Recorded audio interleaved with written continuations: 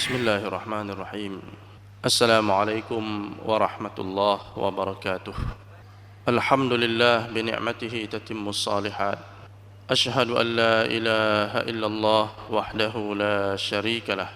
Wa ashhadu anna Muhammadan abduhu wa rasuluh. Allahumma salli wa sallim ala nabiyyina Muhammad wa ala alihi wa sahbihi ajma'in.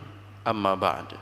Hadirin kaum muslimin wal muslimat, dalam sebuah riwayat Imam Ahmad dengan sanad yang hasan, dalam riwayat itu diceritakan pada suatu ketika sahabat Nabi bernama Abu Ayyub Al-Ansari radhiyallahu an keluar dari kota Madinah menuju Mesir untuk memastikan satu hadis yang pernah dia dengar dari Nabi sallallahu alaihi wasallam, yang pada waktu itu hanya tersisa 2 orang saja yang mendengar kalimat itu dari Nabi sallallahu alaihi wasallam, yaitu Abu Ayyub Al-Ansari dan seorang sahabat Nabi yang lain bernama Uqbah ibni Amir.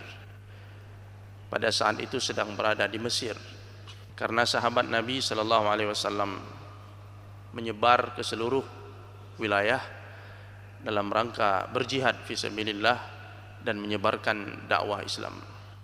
Sesampai di Mesir, Abu Ayyub bertemu dengan Maslamah ibni Mukhallad Al-Ansari, ketika itu sebagai gubernur di wilayah Mesir.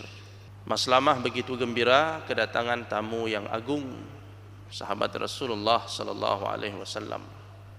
Mereka bertemu, kemudian berpelukan karena sudah rindu, sudah lama tidak bertemu. Dulu berjuang bersama Nabi sallallahu alaihi wasallam. Maslamah bertanya, "Wahai Abu Ayyub, apa yang menyebabkan Anda datang ke negeri ini yang jauh? Perjalanan yang begitu jauh, untuk apa datang kemari?" Abu Ayyub menjawab, "Yang membuat aku hadir kemari adalah satu hadis yang pernah aku dengar dari Nabi sallallahu alaihi wasallam. Saat ini orang yang pernah mendengarnya langsung dari Nabi tinggal 2 orang, yang lain sudah meninggal, saya dan Uqbah bin Amir. Saya mau bertemu dengan Uqbah." Akhirnya Abu Ayyub diantar ke rumah Uqbah. Di sana mereka bertemu setelah bertahun-tahun berpisah. Uqbah begitu bahagia melihat Abu Ayyub datang. Dia katakan, "Apa yang menyebabkan Anda datang kemari, wahai Abu Ayyub?" Abu Ayyub menjawab, "Yang mendorong saya datang kemari adalah hadis Nabi yang pernah saya dengar. Dan yang tersisa orang yang mendengar hadis Nabi itu adalah kita berdua, saya dan kamu. Pernah tidak kamu mendengar hadis tentang menutup aib saudara seiman?" Pada saat itu Uqbah mengatakan, "Iya, aku pernah mendengar Rasulullah sallallahu alaihi wasallam bersabda, man satara musliman ala khurbatin satarahullah yaumal qiyamah." Nabi sallallahu alaihi wasallam bersabda, barang siapa yang menutup aib saudaranya yang muslim, maka Allah akan menutup aibnya pada hari kiamat kelak. Setelah mendengar hal itu dari Uqbah bin Amir, Abu Ayyub pun kemudian pamit pulang ke Madinah. Dia menaiki kendaraannya langsung berangkat pulang ke Madinah. Sampai-sampai Maslamah yang ingin memberikan hadiah oleh-oleh dari Mesir untuk Abu Ayyub hampir saja tidak ketemu. Akhirnya bertemu di Aris, salah satu wilayah di kota Mesir. Dari kisah ini kita bisa mengambil beberapa pelajaran. Yang pertama, begitu besarnya perhatian para sahabat Nabi sallallahu alaihi wasallam, para generasi awal. Perhatian mereka begitu besar dalam menjaga dan memelihara warisan Rasulullah sallallahu alaihi wasallam berupa hadis-hadis yang mulia. Jadi ucapan Rasulullah itu adalah ibarat permata yang harus dijaga, warisan yang cukup berharga, yang dijaga oleh para sahabatnya, diwariskan kepada generasi-generasi berikutnya. Karena ucapan Rasulullah itu tidak sama seperti ucapan kita. Ucapan Rasulullah itu menjadi syariat sepanjang zaman. Kalau satu ucapan sudah dikeluarkan oleh Nabi sallallahu alaihi wasallam, berarti itu menjadi syariat, menjadi pedoman, menjadi pegangan hidup. Maka tidak dibolehkan seseorang mengeluarkan suatu perkataan kemudian mengatasnamakan Nabi sallallahu alaihi wasallam. Karena kalau sudah kita sebut kata Nabi qala Rasulullah, itu berarti sudah menjadi syariat. Rasulullah mengancam orang-orang yang berdusta atas nama Nabi sallallahu alaihi wasallam, man kadzaba alayya muta'ammidan falyatabawwa maq'adahu minan nar. Barang siapa yang berdusta atas namaku dengan sengaja, maka bersiap-siaplah dia menempati tempatnya di dalam neraka. Na'udzubillah.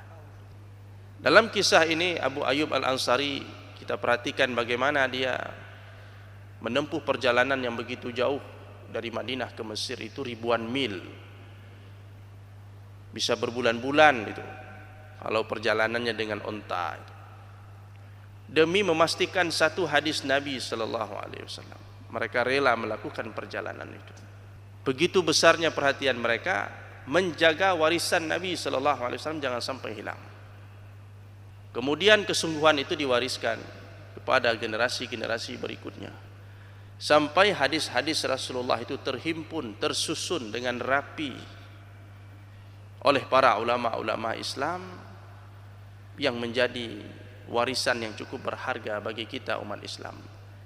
Dari hadis-hadis Nabi itulah kemudian muncul berbagai macam hukum-hukum di dalam agama ini, baik yang berkaitan dengan akidah, yang berkaitan dengan ibadah, dengan muamalah, akhlakul karimah dan sebagainya. Itu semua bersumber dari hadis-hadis Nabi sallallahu alaihi wasallam yang berfungsi sebagai penjelasan terhadap kitab Allah Al-Quranul Karim. Oleh karenanya, marilah kita ikut menjaga warisan Rasulullah itu, menjaga hadis-hadis Rasulullah itu dengan cara mempelajarinya, menghafalnya, mengamalkannya dalam kehidupan kita. Setelah para generasi awal dulu bersusah payah mengumpulkan, mencari, menelusuri, menghimpun, mencatat di dalam karya-karya mereka. Kemudian hadirin yang dirahmati Allah Subhanahu wa taala, dalam kisah tadi ada sebuah hadis yang singkat namun berisi nasihat yang luar biasa bagi kita semua dalam rangka mengatur kehidupan kita, yaitu sabda Rasulullah sallallahu alaihi wasallam yang mengatakan, barang siapa yang menutup aib saudaranya yang seiman, Allah akan tutup aibnya di hari kiamat kelak. Sebuah kaidah dalam agama kita mengatakan al jaza min jinsil amal. Balasan yang Allah berikan kepada seseorang itu tergantung amalnya. Bagaimana kita memperlakukan orang, begitulah Allah memperlakukan kita.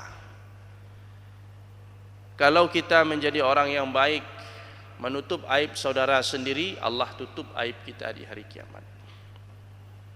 Betapa banyak aib-aib dan kesalahan kita yang kita sendiri tidak ingin orang lain tahu. Alhamdulillah Allah sudah menutupnya di dunia. Pertanyaannya, apakah Allah akan tutup aib itu di akhirat? Tergantung bagaimana sikap kita terhadap atau ketika kita menyikapi kesalahan orang lain. Ada di antara manusia yang suka membeber-beberkan kesalahan orang lain. Dia tidak senang sebelum satu Indonesia ini tahu tentang kesalahan saudaranya itu. Dia sebarkan melalui media sosial dan sebagainya. Dia tidak senang kalau orang lain belum tahu tentang kesalahan itu. Padahal dalam agama kita disuruh menutupinya. Orang-orang yang sudah berbuat salah, berbuat khilaf, dan dia merasa malu atas kesalahan itu, bahkan dia sudah menyesali, tapi ada di antara orang-orang yang membeber-beberkannya sehingga menjadi viral, sehingga menjadi terkenal dan sebagainya. Kaum muslimin yang dirahmati Allah Subhanahu wa taala, ini adalah perbuatan yang tidak terpuji. Ini bukan akhlak Rasulullah sallallahu alaihi wasallam. Rasulullah dulu apabila ada orang yang berbuat salah, tidak pernah Nabi mengatakan kesalahan itu dia umumkan dengan nama orang tersebut.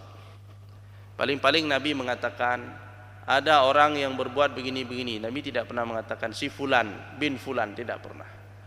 Tidak pernah menyebut nama terang orang tersebut.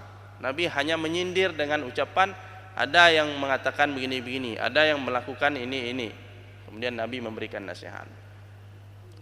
Dalam hadis riwayat Abu Daud, hadis sahih, di situ dikatakan bahwa Allah itu memiliki sifat sittir.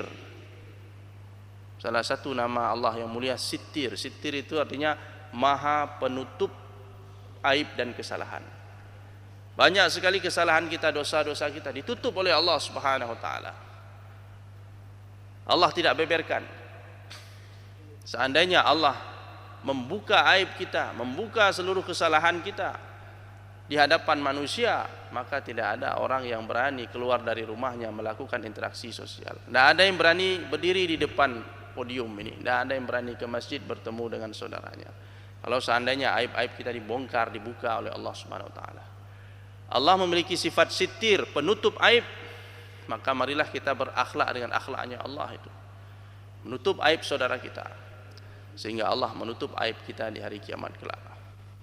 Oleh karenanya, setiap ada orang muslim yang berbuat salah, berbuat khilaf, maka kewajiban kita sebagai masyarakat ada dua. Kewajiban pertama adalah an-nushu, an-nasihah. Orang yang berbuat maksiat itu kita nasihati, kita bina, kita tegur, kita kembalikan dia ke jalan yang benar. Maka ada amar ma'ruf nahi mungkar. Namun selain kita melakukan itu, ada satu lagi kewajiban kita terhadap dia adalah as-sitru, menutup aibnya. Orang ketika dinasihati dan ditutup aibnya, maka dia akan besar harapan dia akan berubah. Tapi bayangkan apabila seseorang melakukan kesalahan kemudian dibeberkan, dan terjadilah satu anggapan image di masyarakat bahwa orang ini adalah orang jahat, orang ini adalah orang yang buruk, orang ini adalah orang yang bejat. Apapun yang dia lakukan, label bejat itu sudah menempel di masyarakat, sehingga harapan dia untuk menjadi orang baik, untuk menjadi orang yang berguna semakin sedikit, semakin tipis. Apabila kita membeberkan kesalahan orang, itu berarti kita tidak membantu dia menjadi orang baik. Kita justru menjerumuskan dia menjadi orang jahat. Kenapa? Harapan dia untuk menjadi orang baik sudah pupus. Maka bantulah saudara kita untuk bangkit dari kesalahannya.